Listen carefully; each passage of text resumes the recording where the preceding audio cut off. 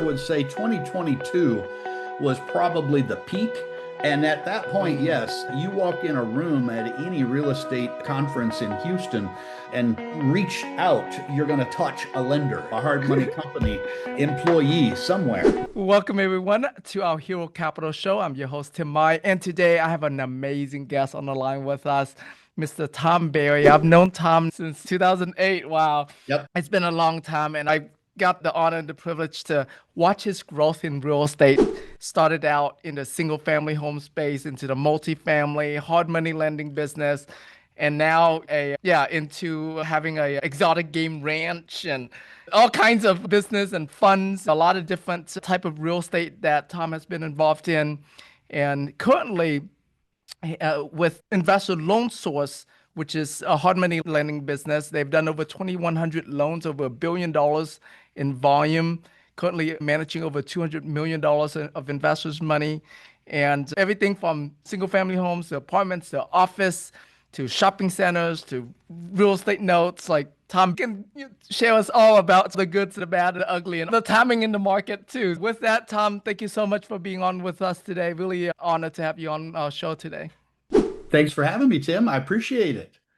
Yeah, so let's start out. I know a lot about your story, but obviously the folks on the Zoom call here and the one that will be listening after this don't know. So share with us a little bit about you, your background, how you got into real estate. Yeah, my background is mostly corporate management. So I had a lot of management training before I got into real estate. I think that was a real blessing. And so I still use that training to this day. I think we have, as of yesterday, we have 45 employees across all of our companies. So that kind of training has certainly been helpful. But I got into real estate actually after corporate world. I got into personal finance, helping families plot out their future, retirement, college, all those types of things. And in the '07 downturn, I lost everything there and was looking for something to do. And I looked at real estate. I had dabbled with real estate, but maybe 3 or 4 points throughout my life, just a house here, a house there. And when I had no other option, I said, you know what? I've always wanted to do real estate full time. I don't have anything else, so let's give it a go. So in late 2007, I started wholesaling, and that's when I met you. Actually, late '07, I went to one of your seminars that you were doing in Houston, and I did not know you from Adam. But I was sitting there, and you stood on a stage and said that if I put out bandit signs, that people would call me and want to sell their house at a discount. And I'm just, if anything, I'm coachable. So I went home and I put out a bunch of bandit signs. I put out 100 signs a week for the next 2 years. Every Friday, I put out another Wow. 100 until I had thousands of signs all over the Houston Metroplex. And that really launched my real estate career. So you had a big part in it. So Yeah, I'm and honored to be here with you on your podcast. yeah, definitely. And I'm really honored to have been a part of your journey there. One of the things that you did so smart that I so wish I had done it with you back then was when you transitioned over to the multifamily side. Looking in hindsight now, wow, like that would have been amazing for me to have gone over to multifamily with Tom back in those days. So share with me what made you decide to get out of the single family, not really get out completely, but transition to the multifamily and went all in on that side of the business. Yeah, I don't get out of anything usually. So we had been doing houses for quite some time, and my goal was to get to a point where I had a particular amount of residual income coming in on a monthly basis. And I knew it was going to take me a long time with single family homes to get to that number because I was using leverage. And back then I calculated that if you had 10 free and clear or 15 free and clear homes, you'd be pretty well set. But if you're using leverage, it's going to take a large multiple of that. So instead of 10, it might be 60 or 50 or whatever the number is. And I knew doing it through single family was going to be more challenging than if I could step up to multifamily. The other thing that happened in 2011 is you couldn't give away multifamily properties in the Houston Metroplex. You literally couldn't give them away. So I always look for what I call market dislocations. And I feel that in 2011 and 12, there was a definite market dislocation with apartment complexes, particularly in the Houston metro. The most we paid for an apartment complex, and these were all mostly occupied or at least 50% occupied properties that didn't have a lot of deferred maintenance. The most we paid for any unit was $24,000 a door. The least was 13,800. It was just an anomaly in the market. But when you see those, you've got to be able to jump quickly because I always have said also that anomalies are short-lived and everything reverts to the mean ultimately. And as we saw with that, over the next 22 months, my wife and I bought an apartment complex every 48 days, and it was over. In Mm. 22 months, the prices had gone back to the mean, and I could no longer buy those deals that we found. Wow, that's amazing. Yeah, and I remember too those days. I have met some others that got into the multifamily, and yeah, they were buying so cheap that even at 14% hard money rates, they will still be able to afford to buy these deals. And it was just, yeah, blew my mind away.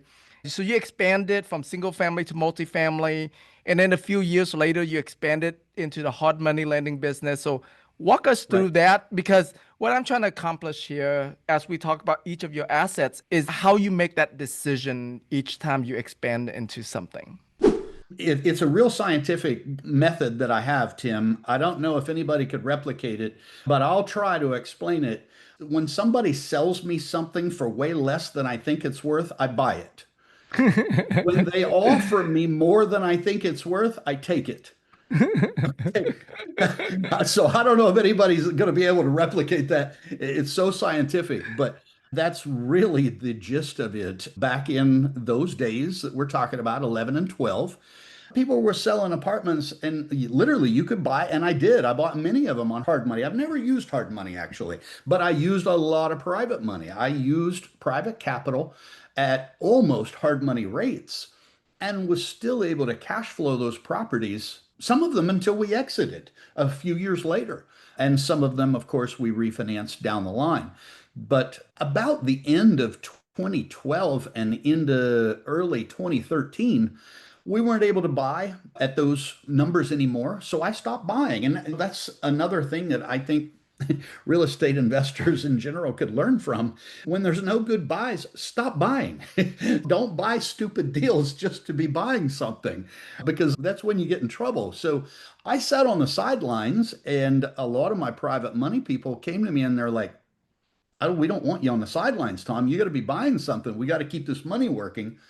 And that's when I came up with the idea of starting a lending company. And the whole idea of it back in 2014 was we could start a company and lend at the number I would buy at. Hmm. Even though the market wasn't selling at that price anymore, I could still lend at that number. And if my borrowers wanted to pay more, God bless them, they'd have to put their own capital in to do. And honestly, not scientific, but that was the whole philosophy. And my biggest private lender, I pitched this to him and he said, yeah, let's do this. So we started it together. And in fact, 4 months ago, I just bought him out. He and I were actually together for 11 years and started all of the ILS related companies together until about 4 months ago when he decided to retire. But yeah, that was the whole idea. It was really not something I set out to do $1 billion in loans or any number of loans or anything. It was a way to keep my capital and who had my private lenders had actually become my friends, many of them. It was just a way to keep our capital moving in a way that was safe and not in a way where we were overpaying for an asset. Now, in retrospect, I wouldn't have been overpaying. Obviously, if I'd have bought apartments in 2016 or 17, I'd have still been okay. But I didn't know. We had been on a long run. We had doubled our money on those properties, and in some cases, even more than double. I was quite content with that. So I cashed out, took the chips off the Hmm. table, and we went to lending. Interesting. So I know you as someone who's really good with economics and finance and forecasting the market. And so for you to have exit out of the multifamily that early, 2016, and not being able to, for better or worse, right, see the next few years as market, give us some insight into that. Like, how could you have, I don't know if miscalculated is the right term, but Oh, no, you look, can look, say it. Yeah. No, yeah. it was a miscalculation. Here's the reality. I'm always early. I'm early in and I'm early out. And that really benefits me on both ends. The people that are early in are going to get the best deals. They're going to be in before the crowd comes in. So I love being early in. And I'm okay with being early out. So many people have asked me what you just asked. I bet you wish you'd have held those for an extra 5 years. And I always say no, because if I had done that, I wouldn't have a $300 million a year lending company. It is better than the C-class apartment complexes I sold. No, one was a stair step to get me to the next. So it didn't harm me at all getting out early. In fact, I would argue starting that company actually took me further than holding those apartments would have, even Hmm. though they would have appreciated a little more. They would not have appreciated as much as we've grown that lending company. Wow, yeah, you were definitely at the forefront of the hard money lending boom. We see it now. It's like everybody and their mama does hard money lending these days. A lot of them are gone now. A lot Oh, of them have been washed out over the past 2, 3 years. It's yeah. not nearly as saturated as it was 3 years ago. I would say 2022 was probably the peak. And at that point, Mm. yes, you walk in a room at any real estate conference in Houston and reach out, you're going to touch a lender, a hard money company, employee somewhere. But now that that's thinned out. The herd is thinner. One of the things that you mentioned that kind of stuck with me is that you don't really chase assets. You're more like whatever that's going to make me money in this market is where I'm going. So expand into that. What do you mean by that? And what's your thought process around that? Asset agnostic. I don't really care what the asset is, honestly. Right now, we're buying shopping centers. That's the thing that I'm buying today is shopping centers. It's the only asset class that I even look at. I have people send me all this other crap, and I'm like, I buy shopping centers. Why are you sending me a self-storage? Why are you sending me an office building? I don't care how good a deal it is. When I focus in on a market dislocation, that's where I focus 100% because I don't think any operator can be good at everything. I think you really have to focus. You really have to specialize. And I know shopping centers inside and out because I studied them for 2.5 years before I bought my first one. So Mm. now we've been buying for another 2.5 years. I have 5 years track record in studying and owning and managing shopping centers. I know them inside and out. I don't know self-storage. I don't know some of these other asset classes, but I know this, if I see a market dislocation starting to form, I'll be learning it. And by the time they're ready for purchase, I'll be schooled up on it and I'll be there. Interesting. When you say shopping centers, are you talking about shopping malls or are you talking about like smaller strip centers? So there's three things, and you named two of them. The one I buy is the one in the middle. So Mm. a strip center is typically something that's going to be 20,000 square feet or less of space. A mall is going to be something that's usually going to be 500,000 square feet or more. It could be a million or more. What we buy averages around 100,000 square feet, so much larger than a strip center, but smaller than a shopping mall. A mall is also typically thought of as something that has hallways inside. It's called an indoor center, and we don't buy those. Everything we Mm. buy is outside. And now it might be an entire city block. I might have a signalized hard corner on both ends, but it's not considered a mall. I see. I didn't think that. Give us more insight into that asset type about price dislocation. Like, why is that? Why is what? Be more specific with. I understand about shopping malls having a price disallocation, and I know smaller strip centers like the Asian people, the Vietnamese people, they love those. They buy a bunch of those. But what have that middle market, that in between be an opportunity right now? It's an opportunity because a lot of people think retail is dead. They think that everybody buys off of Amazon now, so we don't need retail shopping centers anymore. So it's an overlooked asset class.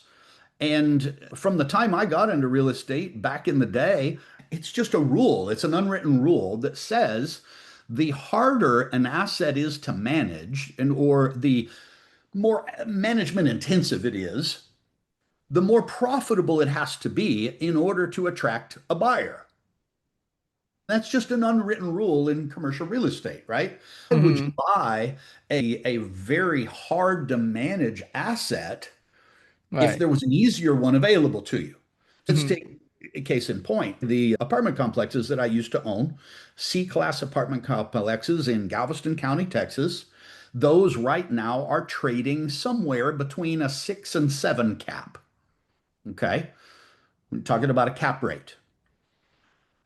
But I'm buying 100,000 square foot shopping centers with business owner tenants on triple net leases at a 10 cap. Wow, that's good. Why would I buy apartments? Why would I do that?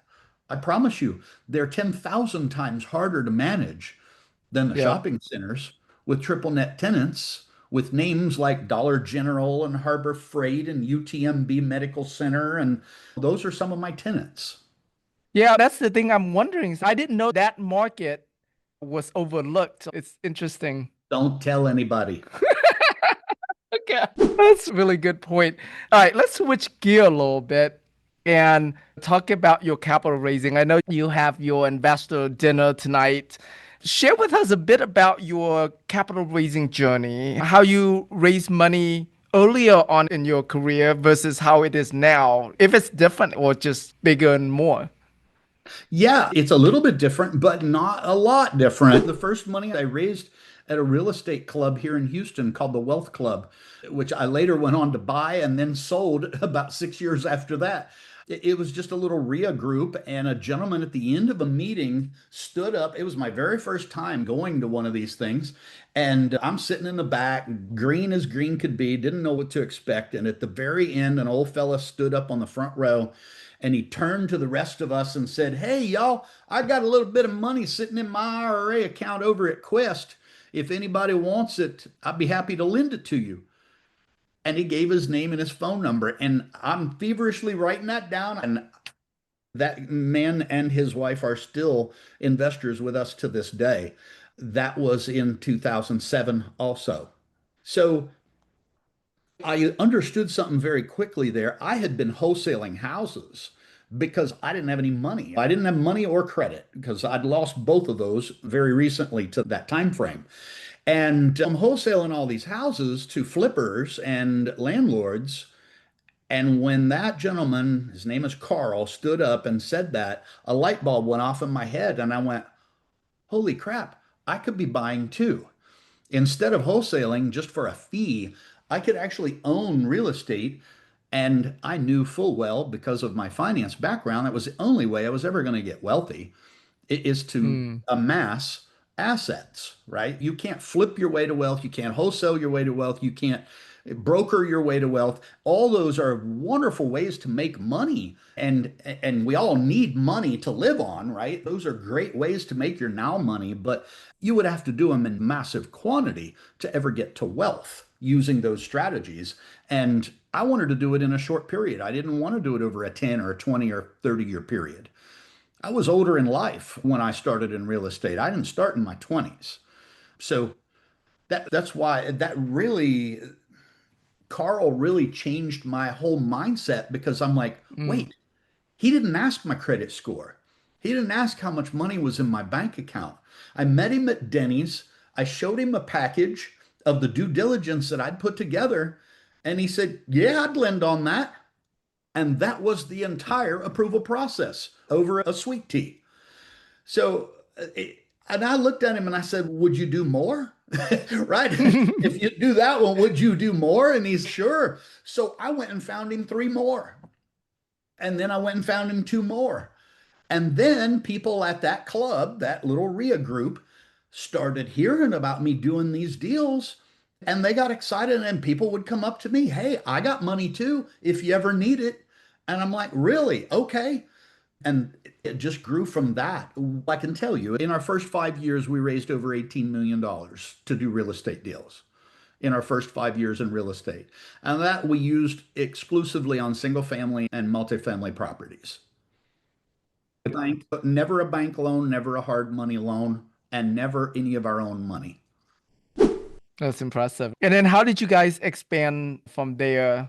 So like when you started your hard money lending business was still primarily from private lenders as well with IRA accounts and such? Correct. And still is to this day, by the way. Mm, We still don't have a bank line. We still don't have a Wall Street credit facility. We are probably one of, if not the largest hard money lender in Houston on volume. And we still do not do it the way all other hard money lenders do it. In fact, I don't even consider myself a hard money lender. I consider myself a private money lender because it's all 100% private capital. Most right. hard money lenders, when you get an approval from them for your project, they then have to turn to the people that gave them the line and get an extra approval from the local bank on the credit line or from the Wall Street facility that they've taken. We do not have to do that. If I say yes to a deal, it's done. We can do it. I don't have anybody else to ask, Mother, may I, before I write a loan. That's awesome. That's really good. So now, even though the type of investors is the same, oh, obviously now you're raising way more money than you used to. And so how has that process of raising money has evolved for you? We got into a few groups of money. One in particular, we got into the farming and ranching community in a couple Oh, of the rural areas here in Texas. You do right by people, the word just spreads like wildfire. Our growth fund is our flagship fund. That's the one that we do our commercial reposition or our fix and flip loans in. That fund currently has 140,766,000 and change in investor wow. capital. And that is made up of 438 investor accounts. And What we have smaller funds too, but that's our flagship. That's really the gotcha. biggest one. Share with us what are the different types of funds you have I'll right just now? read off my own slide for tonight. It buys notes on real estate projects that have a value add component to it. So it could be a commercial reposition, a subdivision. It could be a fix and flip, like I said earlier, anything that there's going to be a value add component to it. And we're using an as completed valuation method, right? And then the income fund, which is another one that we started as well, that one is the opposite. It buys notes on projects that don't have a value add component to it and have extremely low LTVs. So that might be a commercial DSCR loan. We actually do those as well. Somebody Mm, needs maybe a 3 year bridge to get to agency or bank financing, but it's a property that is already producing, has an income to it that we can get an assignment of rents on as further collateral. So those types of loans would go into the income fund. And it's comparatively, it's only got 16 million and change in it. So it's not nearly as large because there's about a 1% difference in the yields to the investor. interesting. So the growth fund has 1% more than the income fund. Is that The correct? growth So fund what is returning about 11% to investor right now, and the income fund is at 9.7. what's the difference in their distribution that would have them choose the income funds? What is it about the income fund that had them like it, you know? 1%. That's it. That extra 1.3% Hold because on, they hold both on. have a 12-month lock. They both have a $50,000 minimum. We pay them out monthly on both funds. There is no difference between the funds except the notes they hold. Obviously, a DSCR type loan or a commercial bridge is not going to pay as much as a commercial construction project. So we are returning to investor 9.7 on one and 11 on the other. So everybody chases yield. Everybody chases. Now, I'm a finance guy. I've been in finance for 30 years combined in some form or another.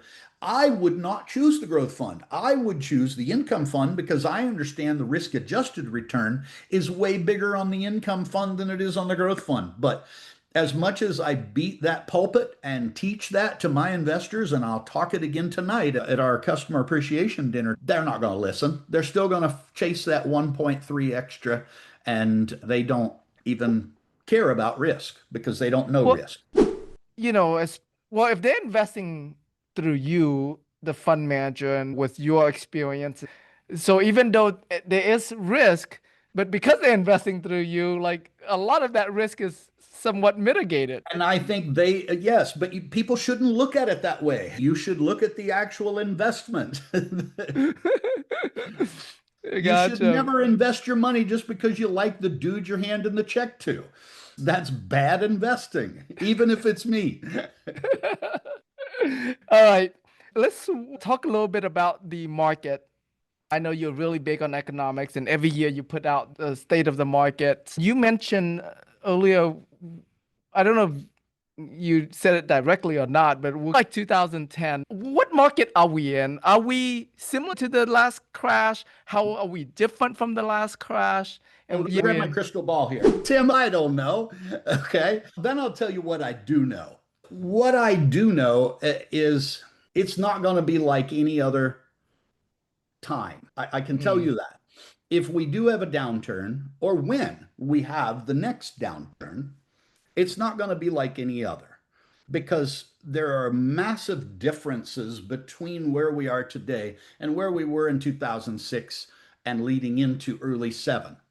So back then, I'll give you one of the differences real quick.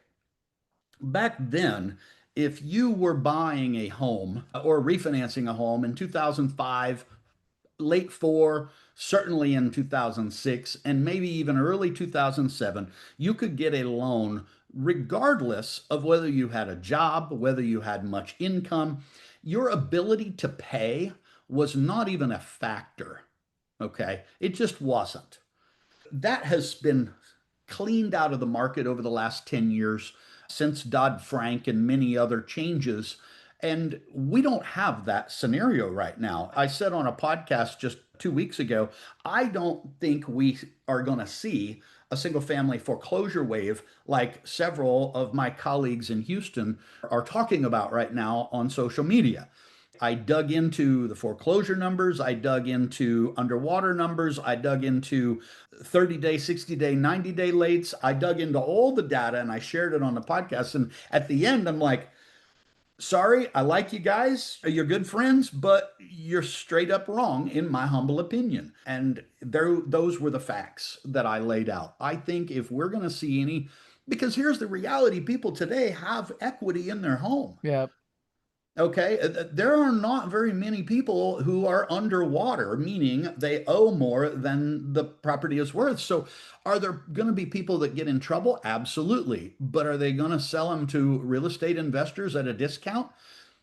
If they've let the home deteriorate, they may, but it's not going to go to foreclosure first. They're going to call a billboard, they're going to call a radio ad, they're going to call a bandit sign if those still exist, and they're going to sell it to us straight up.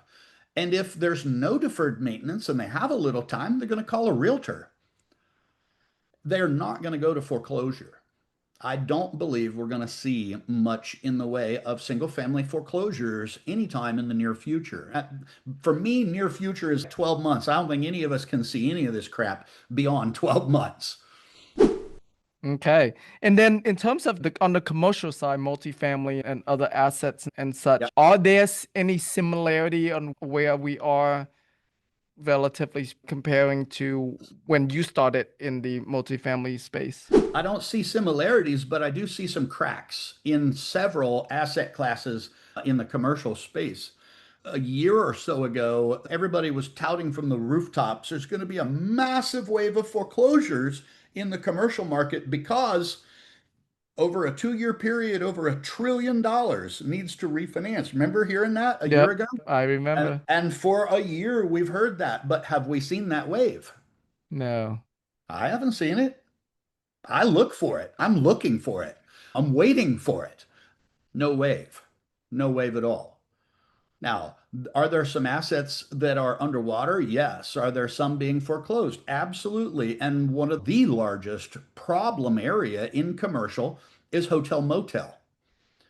Now, if you go to just go to 10X right now, the website 10X, it's owned by CoStar, and they do auctions all across the nation. Mostly they're going to be lender auctions, REOs, and you will see hotel after hotel after hotel Mm, on that site up for auction right now. So hotel motel is getting hammered, and these are still some of the residual effects of COVID and the shutdown. mm, It really put a lot of these folks underwater. And then travel took off again because there was so much pent up demand, and people said, okay, maybe we're going to be able to make it. Maybe we're going to be able to get through this. And then household spending slowed a little bit for another few months and puts them right back underwater. So we're going to see a lot of that washed out. Another problem area is office buildings. That has been a problem that has been boiling up for about 10 years or so because of a lot of overdevelopment in certain areas of large metro areas. And then COVID exacerbated that with the shutdowns. And a lot of CEOs thought, hey, cool, I'll just give all my people a laptop and let them work from home. And I won't have to pay office rent anymore or very little. And that was the dumbest thing most CEOs ever thought. To think that is to completely negate everything we know about human nature. And now we're seeing, guess what? Everybody's pushing people, got to come back 5 days a week, got to come back 5 days a week. And after giving people 4 years of freedom, good luck with that. That was a dumb experiment in one that I just absolutely refused to participate in. And thankfully, I didn't have any problem with my employees because I never gave them that freedom. wise. Office is a problem area. The last one I'll mention is apartments. Apartments, not overbuilt, but overpriced and have been overpriced for some years. Again, when you're paying a six cap for a C class apartment complex, that is ludicrous, absolutely Hmm. ludicrous. But we've got groups all over the country pumping out apartment buyers, just like law schools are pumping out attorneys. And that's going to do what? That's going to push it up. And that's why we're seeing some cracks in apartments. And I've got a couple of very good friends that do large apartments and large amounts of them. And one of them just last week was telling me he's going to get foreclosed on one, he's short sailing another, he's got some major issues. And this guy's a very experienced operator, 20 some years experience doing it, but he chased those prices up. So that's why I said Mm. earlier, I don't mind getting out early because I'm not chasing those prices up. Wow. Okay. On the office side, do you think it'll ever come back? We get 2 straight quarters of increased occupancy in office. Again, everybody thinks it's dead. Everybody thinks that this work from home experiment is going to work out. It was foolish to begin with. Human nature is such you will never get the productivity out of people at their home with their dog, their cat, and their kids around them, and no peers to give them peer pressure, and no leader to give them leadership, and no manager to push them. You are not going to Mm. get productivity out of those folks the same way you would in an office setting where those things do exist. So, yes, CEOs are pushing people back to the office now.